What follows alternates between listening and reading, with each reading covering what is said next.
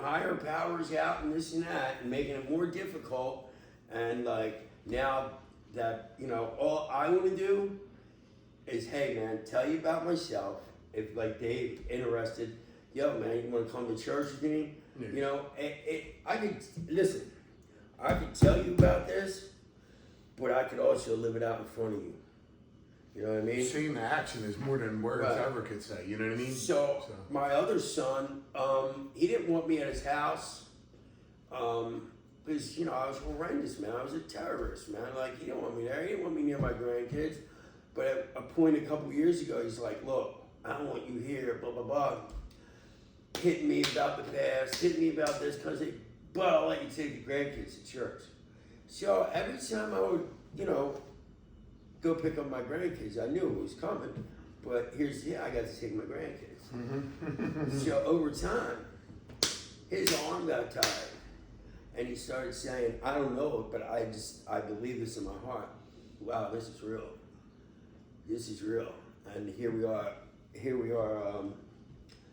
today, and like I had my grandson boxing in Kensington at the Rock, learning about the Lord. I take my grandkids to church. I take my bougie granddaughters tanning. They're constantly calling me, where you at? And like, the ripper. Listen, when I stepped on that bus a couple years ago to go to that program, broken and battered and beat up from Camden, I just wanted to try to get clean and not kill myself. I had no idea the ripple effect it was going to have on my entire family. And here we are a couple years later, I need to say this, like, what's a man look like? I thought I was a man. I thought I was the man. You know what I mean? But really I wasn't, a biblical man, honor, integrity. We're to provide and protect for our family. I was so worried about what the people down the block or at the bar were saying about me that the people in my house very much suffered because of it. And I'm not beating nothing into their heads, man. Hey, listen. A Franciscan monk said 1,000 years ago, to teach people about the gospel, sometimes use words. He meant, if you have to, use words, but you should be living it out in front of them. Action speaks louder. Yeah, I agree with that, though. I mean, I'll be honest with you. From you, because you do good for yourself. Like you do, you work, and your son does too. Yeah. So for you to call me, like me, I was like, whatever. I'm like, well, they could go anywhere. You know what I'm saying? Yeah. But you choose to be around people to try to teach them good. And if you can, So how that worked out is, I'll just say that, God blessed me with a good job. I'm a union floor layer, and my son is too. And when it came time to leave Lebanon, we have the money for a house, and we were looking for a house. But, like once again, we seek the Lord in things. And when we went and looked at houses, I wasn't getting a yes from God on the houses.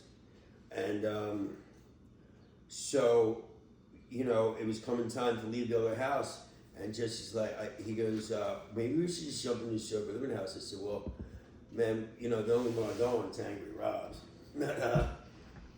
Angry Rob, man. That's his nickname. But anyway, I'm happy. So, me and Jesse been in houses for a couple years now, and I was excited about getting a house. We make good money. I can get a dog, but come up with your own plans and then throw them away and do what God wants. You know what I mean? So thankfully this was available to us, and but what's so cool is when we got here, the first night here, me and my son are in the same room, and he looks over at me, he goes, I think I know why God brought us here. And I said, I know, dude, I know. And it's just try to be a light in this house. And it's a no-brainer. So I'm under authority from Buddy Osborne, The Rock, and I had a meeting with him last week, and I was telling him about this place and doing the Bible study, and I was like, yeah, but we're you know, we were talking about moving, and he goes, nah, I think you guys should stay there. So it's just like, you know, I'm under authority. It's like, okay. He goes, no, you guys are a light there, you stay there. So that's what I mean about having people in our lives with authority, you know what I mean? And you know, when it comes time, so if you're seeking God's will for your life, you'll know it. You know what I mean? There'll be confirmations that'll happen. You know what I mean? You'll feel when you want to make a move for me, and it's from the Lord, it'll move smooth. You know, when I'm pushing things, you know, I'm kicking doors open that probably they're shut for a reason. You know what I mean? And that's kind of how I live my version of where spirit-led life is. You know what I mean? Hey, you get over here and you know, you're dealing with guys that are in various, everybody's walk's different, you know, and, you know, they're open. It's just, it's right where we need to be, dude, you know, and I'm glad that we listened. So right now, though, I know, like, you keep bringing up Buddy and you keep bringing up The Rock and things like that. So what is it actually that you do? Because you said you deal with the... So, when I graduated to school ministry, I was Calvary Chapel, Lebanon, and okay, everybody's like, what's your next move? What's your next move? You know, so as a Christian, I'm not going to go I don't jump and make a move and then fix it when I get there. So I spent some time praying about it, and Lord, where do you want me? And then I started going back to the Rock in Kensington. I'm traveling now, okay? From Lebanon down to the Rock. Yeah, down to the Rock. And then I was at some place, and in my authority in Calvary Chapel, Lebanon, senior pastor there, they had a thing that said they needed chaplains in Kensington. Now we're talking about a church with 500 people in it. And what's that, the Rock, you mean? No. Or up there? Up there, Okay. 500. Really? And I was taking care of the kids. I did see it. And when I went to walk out of church, like 10 different people stopped me and said, yo, you need to do that chaplain thing in Kensington. So, and then later that day, I seen my senior pastor, and he's like, Billy, you and Jesse need to do that Kensington thing. No, wow. So I filled out the application for the chaplain initiative in Kensington, and immediately they accepted us. So I'm in the chaplain initiative in Kensington, going in the streets and helping people. So what happened is I kept coming down. Now I got plugged in Kensington, and I unplugged from Lebanon. You know what I mean? Never make just a move. Mm-hmm. You know, I was the guy that like jumped in the water and looked up and said, "What kind of fish are in here?" And then sharks would pop up. You know, now I just make it's smooth move. So and I do get involved with the after school program, the Chaplains Initiative, which is cleaning up the streets of Kensington. And that's a battle itself, but so right now, right? I know the mayor's trying to do a lot of stuff in Philadelphia, down in Kensington and stuff like that, though. But the Rock Ministry was chosen to spearhead it. And what does that mean? Is that Rock, Buddy, and the Rock Ministries in Kensington, the mayor and the police, to my knowledge, were the ones that Buddy's been down there in the fight on Kensington Ave for over 20 years. And they just reached a point where they came to him and said, yo, what do you think? So the program, it's another thing I believe I'm qualified to do that because they're the streets I came out of.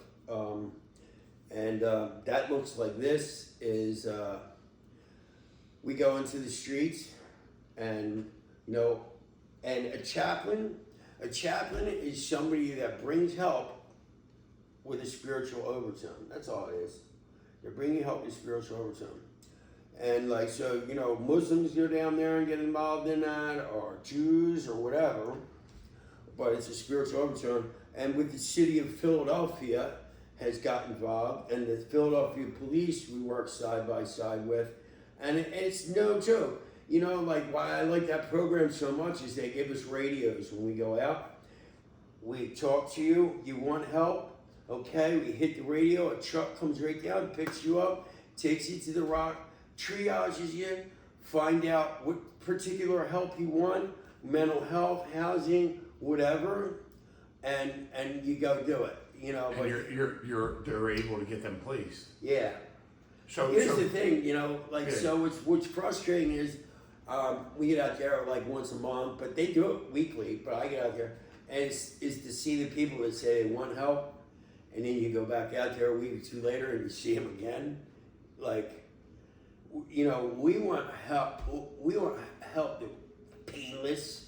We want help that we think we should get. You know, listen, I don't know about you, but you know, I had to go through some pain. I'm sure you did too. But that pain was the foundation that my house is built on today. You know, so you know, there's a lot of programs out there that are against that type of help. You know what I mean? Safe injection sites. I'm on a page on Facebook, Lost in Kensington. I have people contact me. I'm going to make food. Where do you think I should bring it down there? I don't think you should bring food down there. Okay? I mean, might as well bring your couch down there too, so they have something to sit on while they eat. You know what I mean? I mean, are you doing that to make yourself feel good? Or, you know, like, get behind an organization and do something that's really helpful. Because one thing that people aren't speaking about, you know, everybody's worried about the addict's rights. That's ridiculous. And feelings. But check it out. Those people, them houses they're laying in front of, families live there. I agree. You know, nobody's talking about the kids that have to step over that to get to school every day. What kind of chance do you think they have seeing that? Because I know when I'm out there even talking to people, they don't put the needle down from their neck to have a conversation with me. So, like, you know. Well, I seen a thing about that, and they said, oh, well, that's why we wanted safe injection sites. No, the thing is to not allow it to go on so people could actually get help. That's why I asked you, can the rock place them? Because there was people, you know, obviously I'm on YouTube right now. This is going to be on YouTube, you know what I mean? They were like, oh, well, they came down, they did this, and there was no help available. But that's not the truth because the rock, they wanted. Well, the rock is down there every day. I can place people with a phone call, no insurance. But, you know, are you willing to go through that pain? Yeah. You know what I mean? We get you in a detox, I'll stick you out in a rehab somewhere, Christian rehab, free of charge. So, you know what I mean? So, so harm reduction, though. So check it out. I mean, you know, when you have people, I have another dude that he goes, oh, you know, I'm collecting stuff for book bags. I gave out 70 book bags in Kensington. You're giving out survival gear for them to stay there, right? Yeah. So I've talked to other addicts, and 80% of them people ain't from down there, maybe even 90. Yeah. They're from other states or whatever. I asked him, why do you go to Kensington? This dude was in South Carolina or something. Why do you go to Kensington every time you relapse? He goes, because I don't need nothing. I can stay right up under the L. You don't get rained on, right? People, church, you go from one block to the next to passing out book bags, survival gear, meals, needles. I mean, man. It's like a Disneyland. Why do you think that happened? You know? It is. Put the safe injection site next to your house. You know what I mean? Well, I had a thing, right? So I was on a lieutenant from the fire department was on the YouTube channel, and he went to Jefferson because he's with like paramedics and he's a firefighter, he's a lieutenant. So he goes there and they're talking about the safe injection site and where to put it in Kensington. And he said, well, why wouldn't you put it next to your house? And the lady was appalled, like, what? And he said, there's, like you just said, there's grandmothers down there.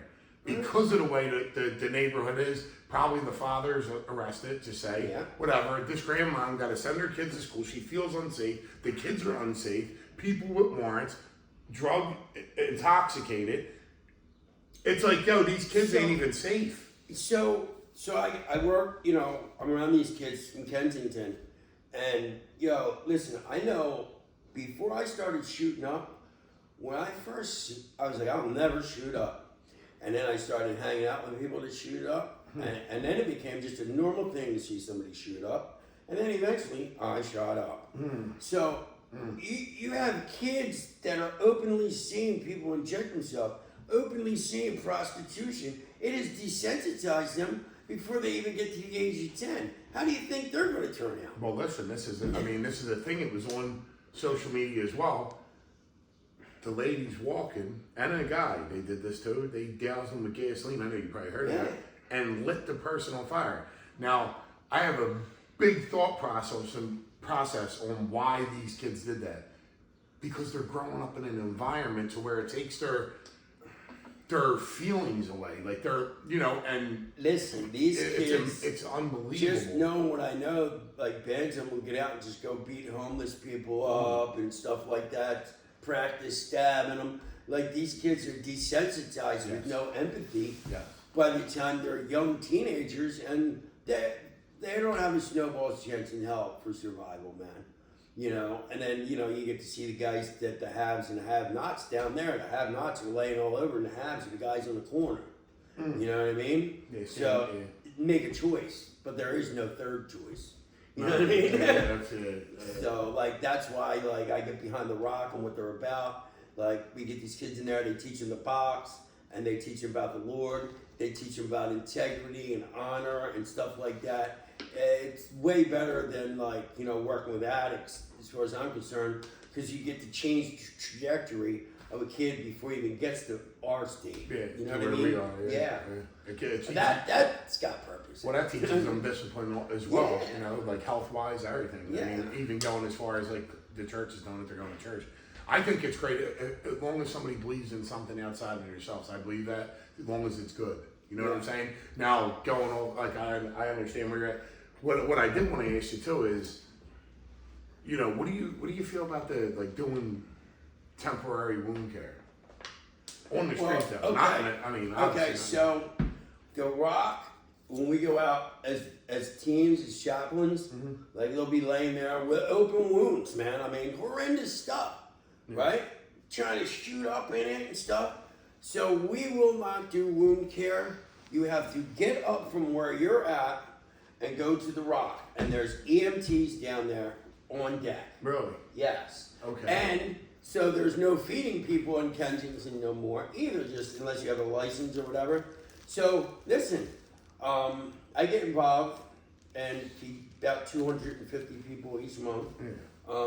But you want to eat, you want your wound fixed, I'll make the call, dude will pick you up, take you down there, you'll eat, wound fixed, try to get you in treatment. But there is no treating on the spot. Yeah. No way. Listen. The point is to get them up and get them What out of that people don't environment. understand is addiction's ugly. All right? Addiction's ugly. I have a pastor and his kid is on the spectrum and he headbutts and he'll freak out. He's in his 20s. So he had an episode, and me and my pastor, I was helping my pastor. He was walking down the alley. He had him by the arm and had him by the neck, right? Walking him. Now, somebody driving past that alley would be like, man, what are they doing to that kid? When really we're stopping him from hurting himself. So some people don't know what it's like to stop people from hurting themselves and think, oh, this is ugly. No, listen, you're going to have to go through some pain. And to you people that aren't addicts, it may look a little ugly. You know what I mean? Yeah. Because I know it had to get real ugly for me before I busted it. The look could be deceiving of trying to help somebody that is on the fence of getting help. But usually they don't even get to the fence if people are letting them do it. When your kid runs out into traffic, you going to snatch her by the hair? Do you care at that point what she thinks about you snatching her by her hair? No, you're saving her life. Yeah. Right? And it's the same thing with these guys. They'll cry and moan, and they don't want to be in pain, and they want to... Come on, man. Did you hear somebody say, oh, the detox don't hold with fentanyl and all? Hey, listen, it's not going to be painless. That's a guarantee. Yeah, that's, I was always like, I can't be in pain. Hey, man, pain builds character. So right now though, in 3 days, what were you telling me about? You were telling me about so what you were saying in Lebanon, and they were communicating with the chaplain and the pastor and this and that. So what is it like? All Christian, all over the country that actually talk to each other? So Calvary Chapel, they just did a movie called Jesus Revolution. It was at the movies. Yeah. It's about Chuck Smith, the founder of Calvary Chapel. I mean, aside from the Catholic Church, I think Calvary Chapel may be one of the biggest churches. Oh, really? Yeah, they're Christian though. Yeah, So it's not. throughout the world. It's not a denomination. Not Roman Catholic, but It's you're not saying denominational. Yeah, non-denominational. We teach strictly the Word of God. Not like we don't teach Bill's interpretation of the Word like a lot of churches do. We go right by the Word of God, word for word. We're a word for word Bible teaching church, and so and we all work together. And we have many programs for addictions. And there's all sorts of addictions, man. Sex addictions, porn addictions. I've let people. Listen. There's. As an addict, I always think addiction's the only problem, man. But I've seen people fall over pornography, gambling, shopping, greed. You know what I mean? They're all in there, man. They're all deadly. We just look at it from our perspective. Listen, man. Let me just say this: thank the Lord you were an addict. Because ain't nobody chasing down the lady in the Mercedes that's going to hell. And you can't explain to her how your vanity and money, your worship and money and stuff like that. Obviously, as addicts, we're shooting up and stuff. Like in today's society, like people are pointing, you got a problem. Nobody's pointing at them saying you got a problem. So the thing that you were talking about though, the reason why I asked about all, tomorrow starts the East Coast Pastors Conference in Philadelphia. I guess it's between 2,000 and 3,000 pastors out there and servants. You know what I mean? And it's just 3 days of teachings and just getting close to the Lord. How many people you think? I think there was 2,500 last year. Okay. And where's this held at? Calvary Chapel, Philly, Southern Northeast. Okay. It's a big church. I don't know Harrison Ave? I don't know, dude. I went there a couple 3 events. I go there, Yeah. but I think they have like 6,000 people. Okay. It's a big church. Yeah. So, they just listen. They've been behind me for 13 years or so, and they're God. What they call it God. God's the hound of heaven. That's what's cool is like God will just keep after you and keep after you. And they do too. They did too. They see me in my worst estates, come pick me up, and try to help me. But, one thing, especially, with me working with addicts, I could say this from working in addictions too, is like, you got to walk that last mile yourself. I know people that, family members included, that you help or you force them into programs and stuff, and it just never really works. So like the people laying in the street, man, like it's just important that they go into this, walk into this, and walk that mile themselves. We can help them and encourage them, but eventually you gotta go after this thing. It's just like another thing, like about working. The Apostle Paul, greatest apostle of all, he was a tent maker. So as he did all that, or 13 books of the Bible, he was making tents, paying for his own ministry.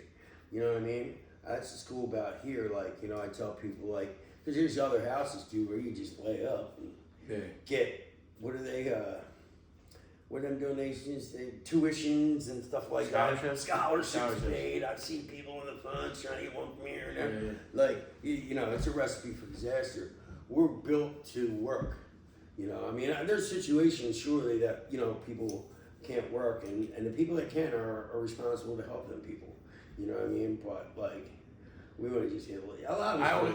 I mean, even with me with that scholarship stuff, and like there's a lot of good nonprofits that do scholarship. Yeah. But you know, when they run out of money, people come. I just look at it like, all right, well, these people, it ain't their fault they didn't get it or whatever. So, Yeah. well, hey man, you didn't get your free money. That's like you got honor it. All right, your scholarship anyway. Yeah. You know, I love the fact that when people ain't got money and they got 4 open beds and they're right away they're like, you know what I mean, throwing a dude out because for what? There's an empty bed there. Like let them live and sleep. So whatever. There's a lot of bullshit with that, but yeah, man, I don't know. So and like staying in, so people ask me, people that know me from my past, and my father had 43 years in AA before he died. Yeah, and 18 off cigarettes. He'd always say 43 years later. So my dad's this big AA. They talk about the old school AA guys. Yeah, that's cool. So I go into AA meetings in New Jersey, and my dad's name is Bill too, and it's like, oh, it's Junior, man. I'm so glad you're doing good. Like and people ask me all the time, how did you pull this off? First of all, I didn't pull it off. But secondly, if I had to put something to it, it's serving others. You know what I mean? When I stopped serving myself and started serving others, I didn't know it, but my life became super blessed. I think a lot has to do is because I'm not so centered on self anymore, and I'm worried about other people, and like it's a heart thing too, dude. You know what I mean? Like, helping others, I wasn't a person that helped others. I wasn't. I got mine. You ain't got yours. Too bad. Yeah. You know what I mean? Damn straight. Yeah. So it's an exercise of discipline to help somebody else. And then like, so sometimes, man, like here's a hit too. A lesson that I learned is, we're under authority of God. God puts people in authority in our life. We're to listen to that authority, okay? So, and jobs, whatever, bosses, whatever you want to put there. I only functioned under cool authority, good authority, but I can't function under bad authority. You know what I mean? So, I put it in the perspective of this, if God looks down and says, well, I need somebody to go here. And then he's like, Billy don't function good under bad authority. We can't send him. It's almost like saying, put Billy in the ring, and they go, nah, he's only a 2-round fighter. He can't go the distance. Once I learned to function under all authority, I was okay. Well, and what came with that is, I don't like everybody. I don't. I'd be lying to you if I told you I did. But, the people that I don't like don't know I don't like them. I'm expected to love people. And listen, there's discipline in helping somebody you don't like. You know what I mean? It's going against whatever's inside you. And once you start doing that, I'm not gonna. You want to hear something? Well, thank you for still helping me. It's wild, man. I'll say this now. Like, so, I used to have a dinner at my house, and this I learned a discipline. I would invite all the people I didn't like. Really? Yeah. That's insane. And after a while, I'm cool with them. It's always something me, usually seems like. But yeah, under the guidance of a pastor, so I started engaging them more. My other pastor, he tells me all the time, when I want to avoid something, he'll be like, no, I want you to press in. Come on, man. Get a lesson out of it. Come on, man. Can't I avoid it? He goes, no, you avoid everything up till now, and there's no growth. I want you to press in and go harder with that person. And listen, it's been a blessing. Like we were talking about earlier, Ryan. I'm not stressed. I'm not worried. Things happen in God's time for God's reason, dude. Jesus only told me, take my burdens, man. I can cast my burdens onto Jesus because I can't handle the burdens of yesterday and I can't handle the burdens of tomorrow. So I just deal with today. So like I like, yeah, man. Listen. I mean, dude, I could talk to you for hours and listen to you for hours. Honestly, I think it's a great thing that you're doing. I ask everybody this. I think I already know the answer, but I'm gonna let you say it again so people can hear it. What are 3 things you stand by? The Lord, Jesus, and love. And hey, look. Basically, dude, we're gonna wrap it up with that. I appreciate everybody that's gonna watch this. I really, honestly appreciate having you on this, Bill. I plan on getting your son on here because even from what you did, It's a 2-part story. It sure is, though, and it is, though, and it's phenomenal because I know how your son was when you came and he's different. So He's a hot mess. That's going to be good, though, and he's funny as shit again, but but he's good now. He's good, and I could see it in him, and I could see the change in you. I could see the change. So that's what, dude. There's no words that I even could explain is that. There's different roads for everybody, but you know what I mean? Like to see the change in somebody where you see their heart change good is great. And please don't forget to subscribe, like, hit the bell notification, Instagram, TikTok, Facebook. Please, thank you, everybody. Have a good day. God bless. Walk in faith, not in fear.